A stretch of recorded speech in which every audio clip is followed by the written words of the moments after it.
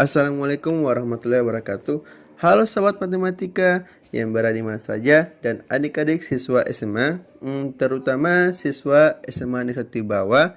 Nah, pada video ini Kak Jul akan membahas atau menjelaskan materi vektor tapi pada dimensi 3. Sesuai dengan KD 3.2, KD 3.2 ini berbunyi adalah menjelaskan vektor, kemudian operasi vektor, panjang vektor, sudut antar vektor dalam ruang berdimensi 2 atau bidang, dan berdimensi 3. Nah, untuk pertemuan ini, Kak Jul akan menjelaskan vektor pada dimensi 3 dan operasinya. Sedangkan untuk IPK-nya atau IPK 3.2.7 dengan bunyi menjabarkan besar vektor, vektor satuan, vektor basis, dan posisi dalam ruang dimensi 3. Jadi, kita bisa menjelaskan atau adik-adik bisa menjelaskan tentang besaran vektor itu pada dimensi 3 itu seperti apa. Kemudian, satuannya pada dimensi 3 seperti apa. Dan vektor basis dan posisinya juga seperti apa. Nah, kita masuk pada gambar pertama ya adik-adik. Ini pesawat Garuda Indonesia. Ini pesawat merupakan salah satu pesawat yang terbesar di maskapai penerbangan Indonesia. Nah, di sini kita bisa melihat kondisi tempat duduk ya di dalam pesawat yang merupakan pesawat Garuda Indonesia ya adik-adik. Kan udah beberapa di antara adik-adik atau sahabat matematika udah pernah naik pesawat ya. Kondisi di dalam pesawatnya ini seperti ini. Ya, seperti ini. Kemudian ada supirnya. Kalau di angkot namanya supir, tapi kalau di pesawat namanya pilot. Di sebelahnya ini ada kopilot. Nah, ini namanya kabit pesawat. Dan ini ada pilot dan kopilot. Nah, dalam dunia penerbangan itu menggunakan namanya sistem navigasi. Apa itu sistem navigasi adik-adik? Jadi, sistem navigasi itu pesawat itu bisa terbang, itu ada arahan dari orang yang berada di daratan atau orang yang berada di bandara. Jadi, sistem navigasi itu adik-adik sistem yang digunakan untuk menentukan posisi bumi dengan menggunakan satelit. Ya, jadi pesawat itu bisa terbang adik-adik, ada alurnya. Alurnya itu ada arahan-arahan dari petugas yang berada di bandara dengan menggunakan satelit yang ada. Oleh sebab itu, sistem navigasi satelit itu mengirimkan data posisi yang dikoordinir langsung dari petugas bandara, itu akan mengirimkan sinyal data posisi, yaitu garis bujur, garis lintang, dan ketinggian yang merupakan posisi bumi, yaitu yang dikirimkan langsung oleh petugas bandara ke pilot langsung untuk bisa menyeimbangkan pesawat agar pesawat itu berada di dalam posisi yang aman dan tepat. Dan sinyal waktu dari satelit ke alat penerima di permukaan bumi, dia akan menerima data di mana garis bujur yang harus pilot lalui dan garis lintangnya di bagian mana, berapa derajat, dan kemudian ketinggiannya itu berapa kaki agar pesawat itu bisa berjalan dengan aman. Dan dia juga akan menerima waktu di mana waktunya garis lintangnya seperti ini, garis bujurnya seperti itu, dan ketinggiannya seperti ini agar pesawat itu bisa terbang dalam posisi aman dan tepat. Dan bagaimana jika sistem navigasi itu blank? Jadi jika sistem navigasi itu blank, maka itu menyebabkan pesawat bisa jatuh.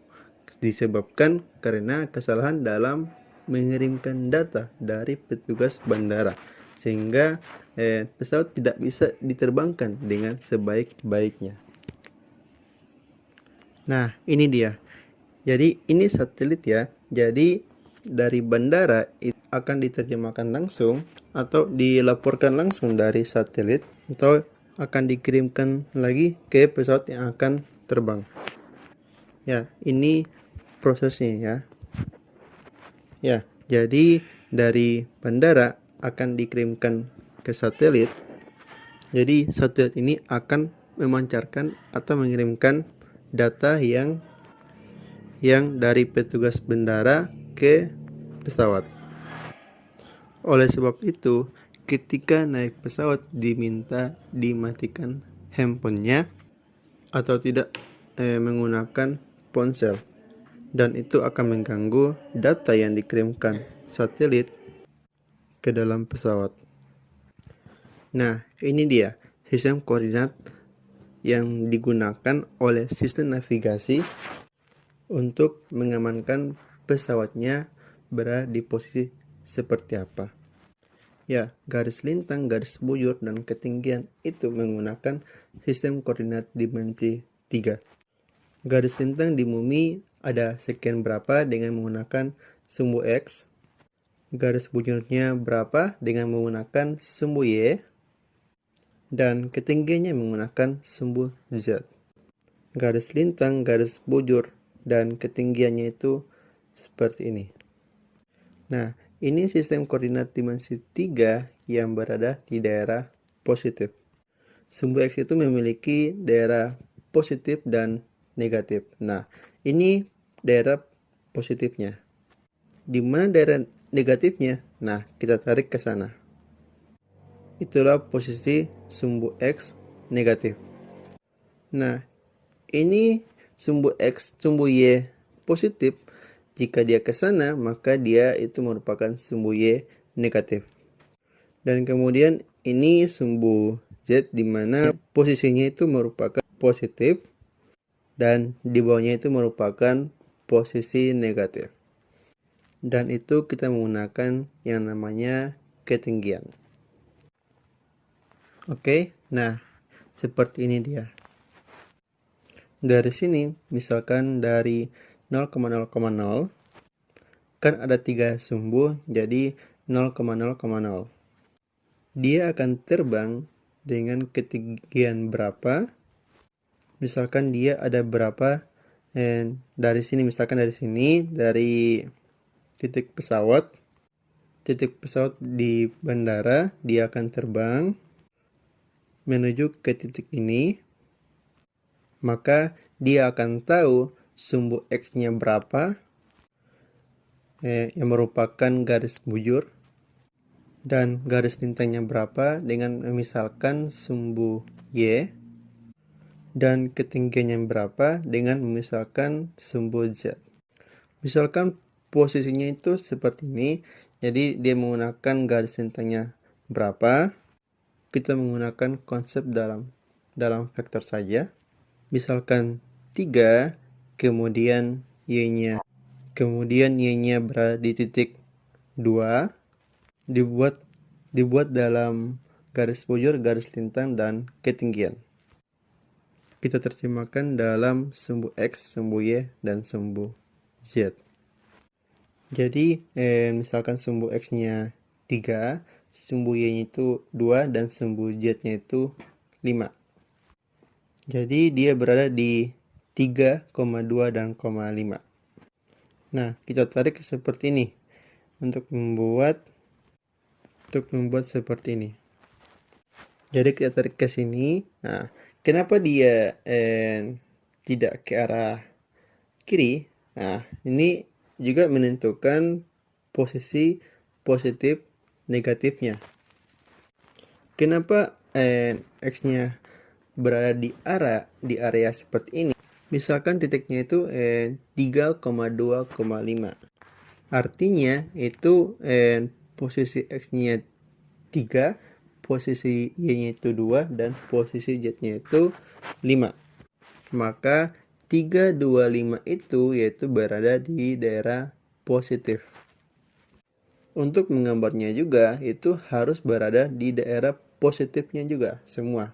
Itu semua dari sumbu X, sumbu Y, dan sumbu Z. Sehingga sumbu X-nya itu ke arah kanan. Misalkan sumbu Y-nya itu negatif, maka arahnya juga ke kiri. Akan ditentukan untuk pertemuan X dan Y. Contohnya yaitu X-nya 3, Y-nya 2. Nah, Z-nya ini. Nah, jika Z-nya negatif, maka dia ke bawah.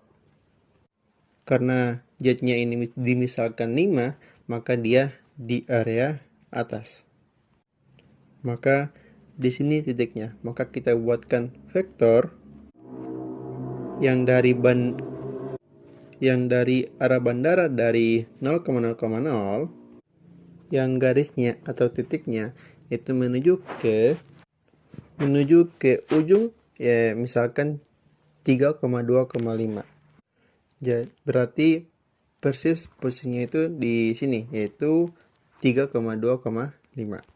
Jadi saya ulangi. Jadi jika menggambarkan titik 3,2,5, jadi kita ambil sumbu X-nya itu 3 dan sumbu Y-nya 2 dan sumbu Z-nya itu 5, sehingga titik pertemuan itu di sini.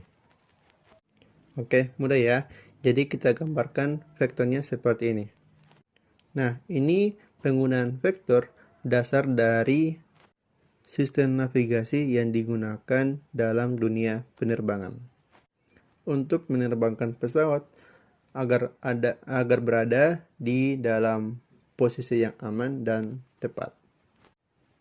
Ya, jadi kita lanjut ke berikutnya.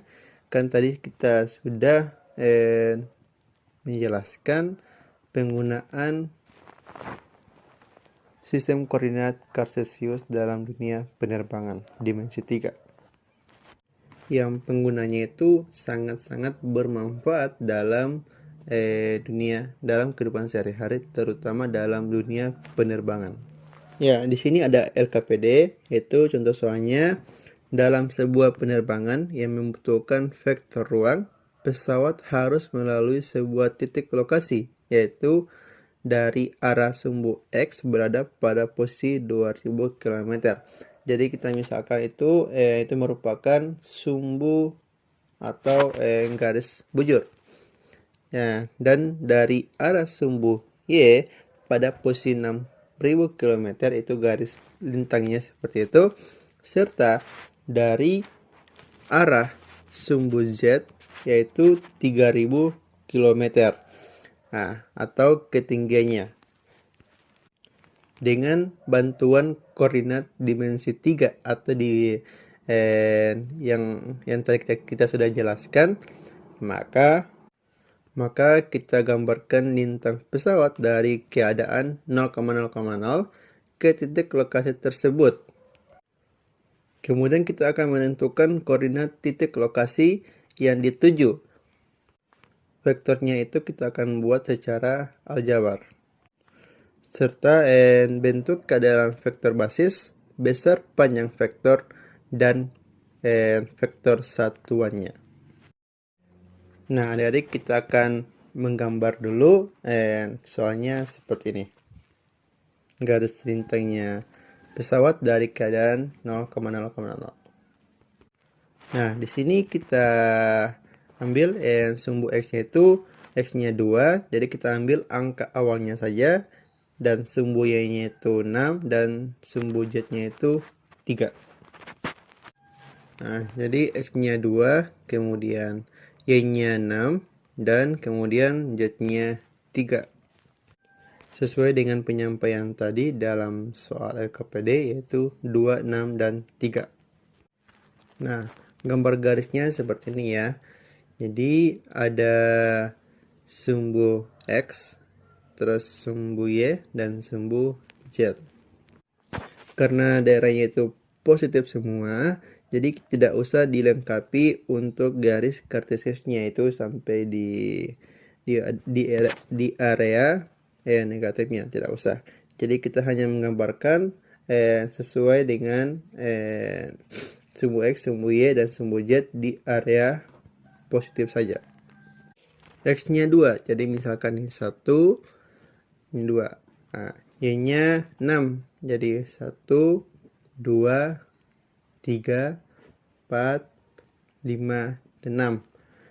Dan Z-nya itu 3. Jadi 1, 2, dan 3. Ya, jadi kita tarik. Jadi X-nya 2 dan Y-nya itu 6. Oke, sampai di 6. Jadi 6-nya itu kita tarik. Ya, jadi ini merupakan titik temunya di 2 dan 6 di sumbu X dan sumbu Y. Tapi ingat, masih ada Z. Z-nya di mana? Jadi sumbu Z-nya itu di atas ya. Nah, jadi untuk menentukan di sumbu Z-nya itu, jadi jangan sampai di atas ya. Nah, jadi kita hitung sumbu Z-nya itu dari sini, titik ini ya. Jadi 1, 2, dan 3. Kira-kira di sini ya. Ya. Kenapa tidak sampai di 3? Nah, karena kita ambil dari sini, bukan dari titik 0,0,0. Nah, itu yang adik-adik. Jadi kira-kira titiknya di sini. Seperti bayangan ya. Jadi seperti pembuatan kubus. Kita seolah-olah memeringkan garisnya, padahal garisnya itu merupakan garis lurus ketika kita melihat secara aslinya.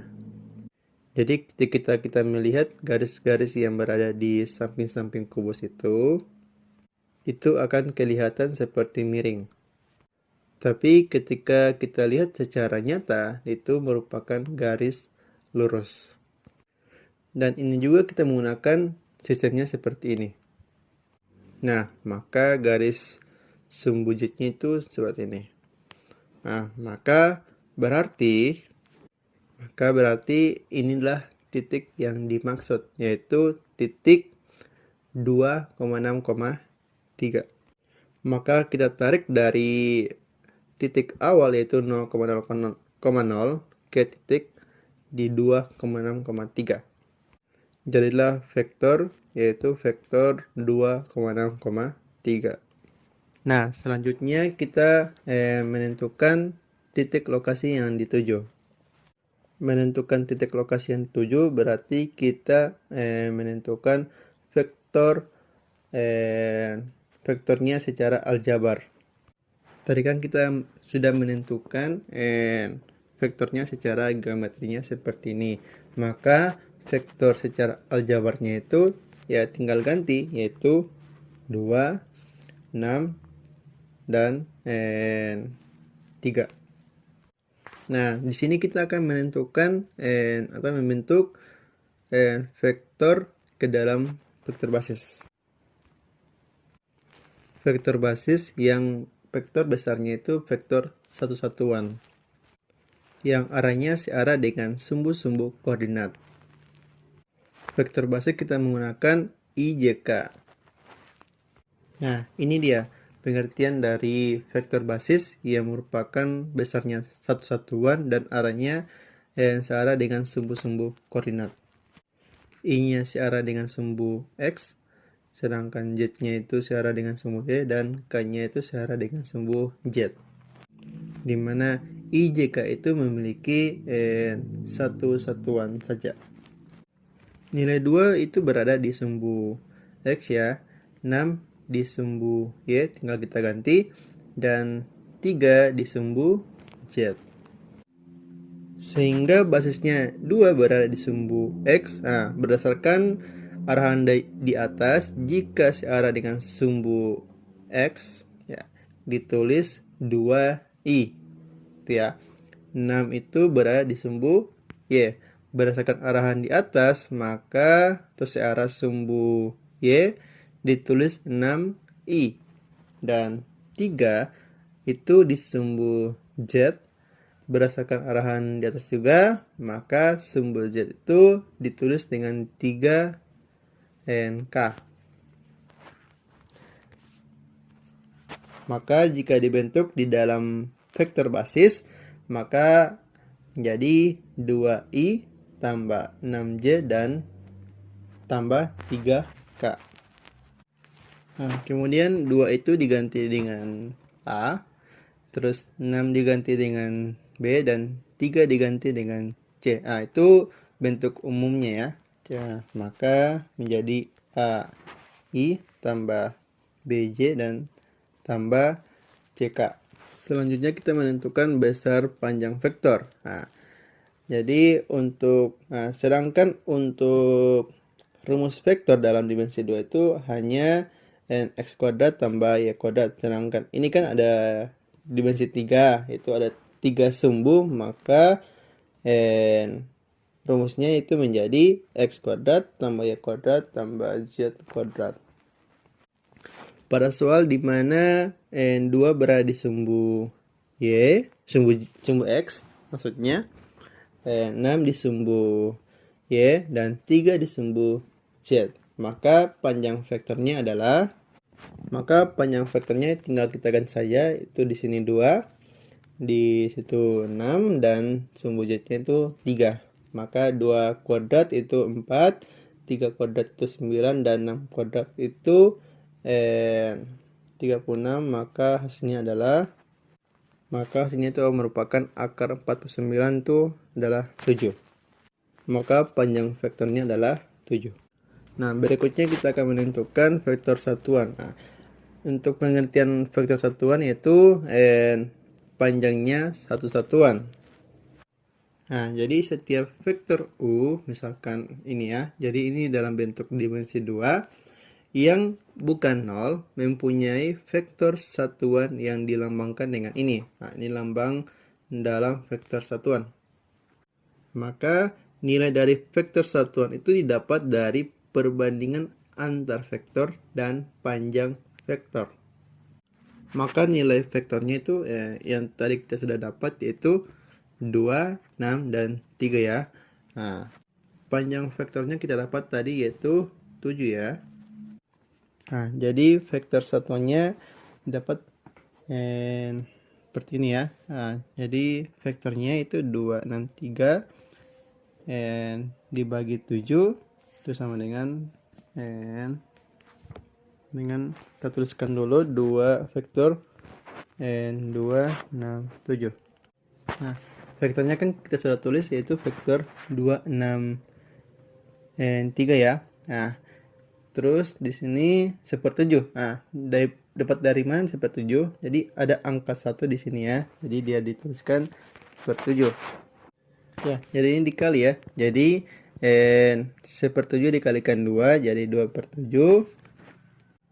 Nah, kemudian ini 6/7 dan terakhir itu 3/7. Nah, seperti inilah nilai dari panjang vektornya.